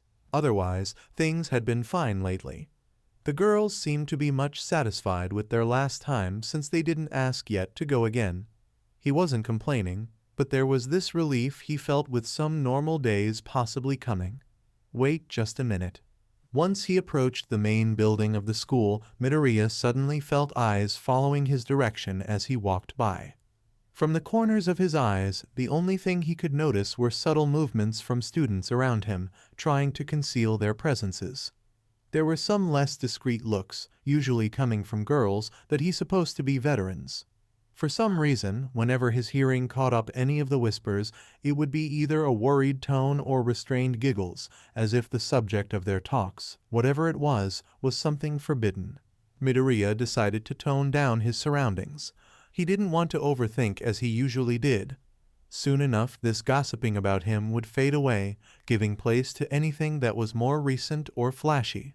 As he entered in classroom, the green-haired teen greeted his friends. Class 1 was loud as usual until Aizawa made his way in and the lessons started. Things were finally back to normal, he thought with himself. But unknown to Midoriya, some people still had their interest focused on that unique interaction between him and the female students of the class, namely Todoroki Shoto and, surprisingly, Bakugo Katsuki. On these last 2 days Todoroki had been more attentive to the interactions between his classmates, trying to make any sense out of it. For starts, Midoriya always struck him as a puzzle. He just could not truly accept the poor explanation for the lack of control of his powerful quirk. Being an extremely late bloomer seemed too convenient and unlikely. The boy also amused him, always going out of his way to help others. It was like he was trying to prove something all the time, for himself at least. And let's not forget about the highly suspicious connection he had with the former #1 hero. There was so much more than just a fan thing, he was sure of it, but Todoroki wasn't going to confront him since he knew it would prove a waste of energy. And just to add things up, now the boy seemed to be a beacon for the attention of his female classmates, for whatever reason. Not that Todoroki cared about who liked who or felt jealous. No, these silly things were below him.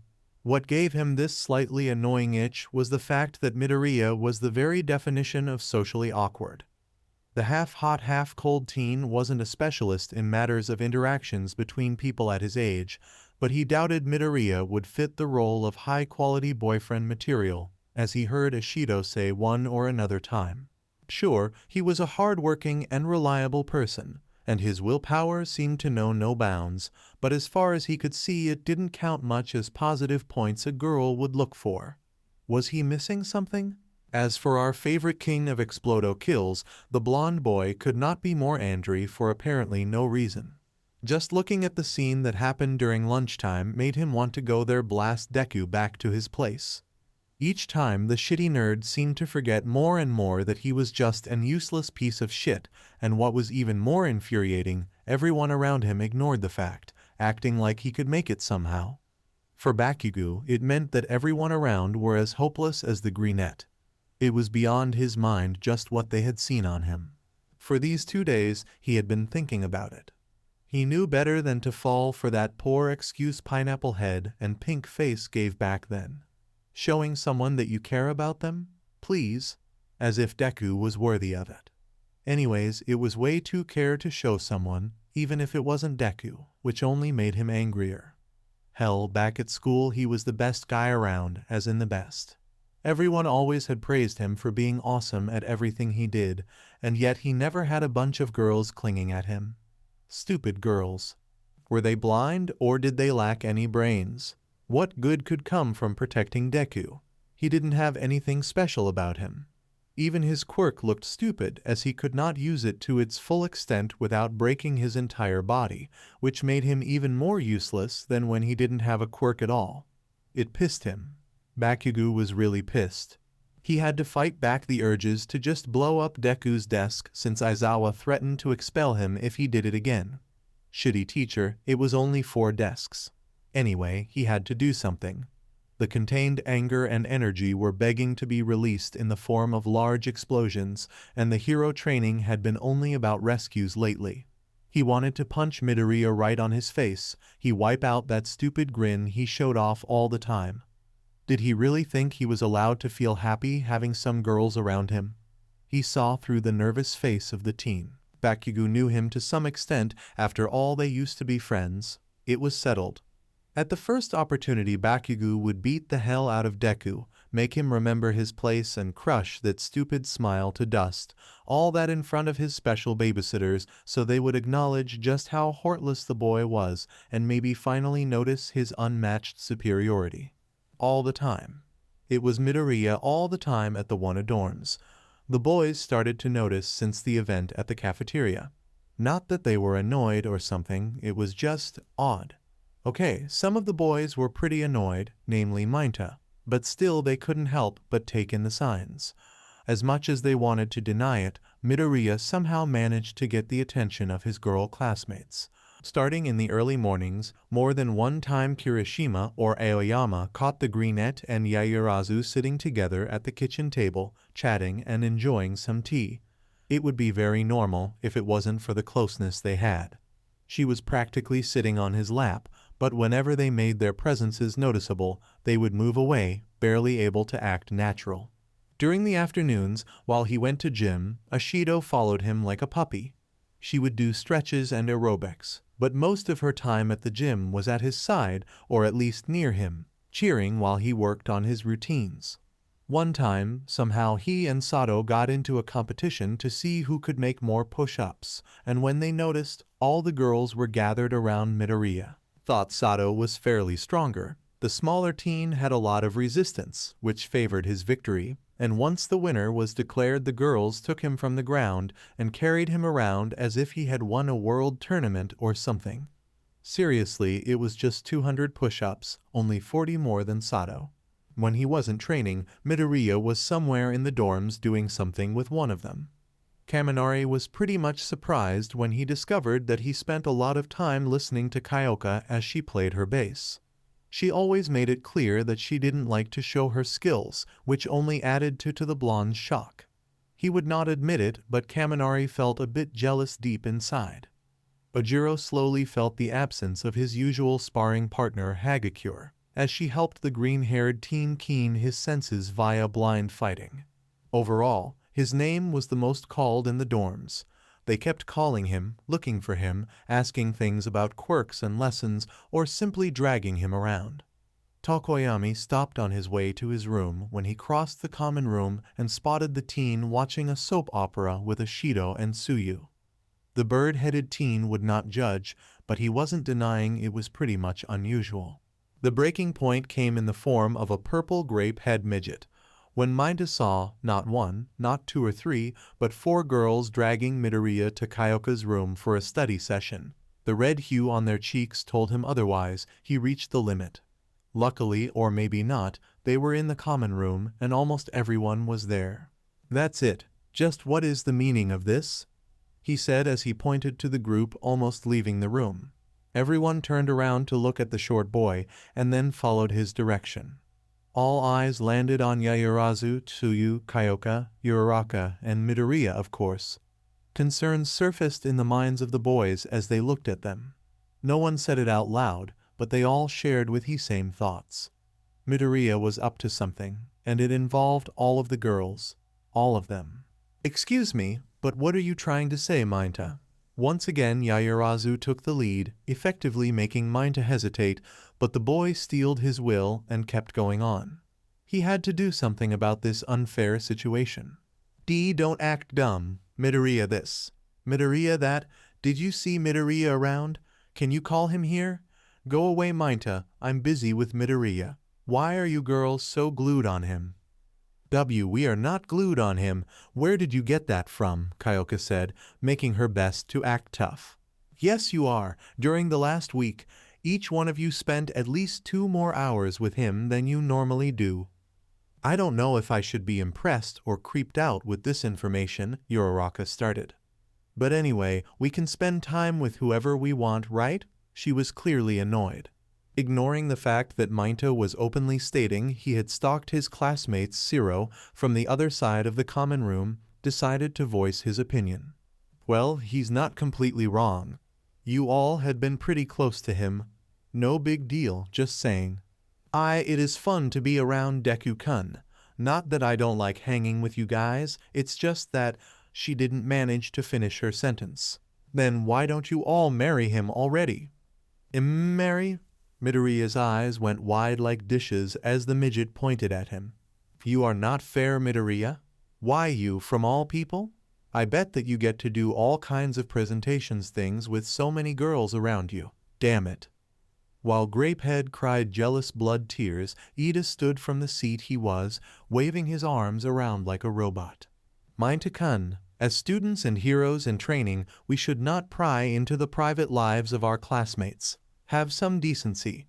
Thought I must say, we also should keep focused on our studies, and this kind of relationship could seriously compromise our performance.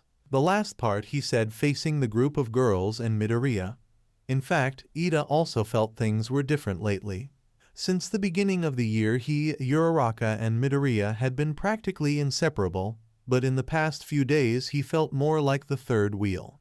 He was secretly supportive of a relationship between his 2 friends, but he hoped that they would still keep him near.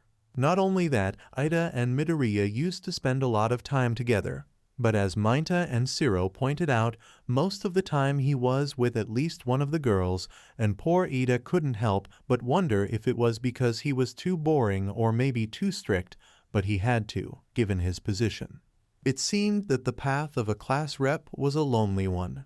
Well, it can't be helped. I didn't notice until you guys mentioned it. Uraraka was as good at hiding her feelings as Midoriya. I don't intend to censor any of you regarding the way you spend your time and with who. I just want to advise, be sure to avoid doing anything that you could regret later. Ida was clearly avoiding address the elephant in the room, but everyone understood what he meant. They were way too close to him to say it was just a simple demonstration of affection towards a friend. And considering everything that happened between them and Midoriya, the girls failed to hold back a snicker. Each of the girls nodded, smiles plastered on their faces. Sure, Ida-kun. We'll take your words in consideration, said Momo. Don't worry about a thing, Rep. Kyoka faked a salute in a playful manner. Thank you for your concern, Ida-kun. Ribbit. Now, we should get going. There's a lot I want to study, right, Deku-kun? All right, let's go then. The boys watched as the group left the common room. One single thought crossed their minds. There's definitely something between them. As they slowly accepted the idea, or at least that it was possible, they wondered just how did Midoriya manage to be the object of affection of all the girls. Just what has he done? Thank you for joining us on this incredible journey through What If Everyone Gets Obsessed with Deku and Had Harem? I hope you found it as intriguing and thought-provoking as we did. A big shout out to Guy number 23 for crafting such a compelling story. Don't forget to check out their profile on FanfictionNet for more amazing works. The link is in the description below. If you liked this video, please give it a thumbs up, share it with your friends, and don't forget to subscribe to What If Deku 2 for more fascinating explorations into the world of fanfiction and fantasy. Your support helps us create more content like this, and we're always excited to hear your thoughts and suggestions in the comments section. See you guys in the next video.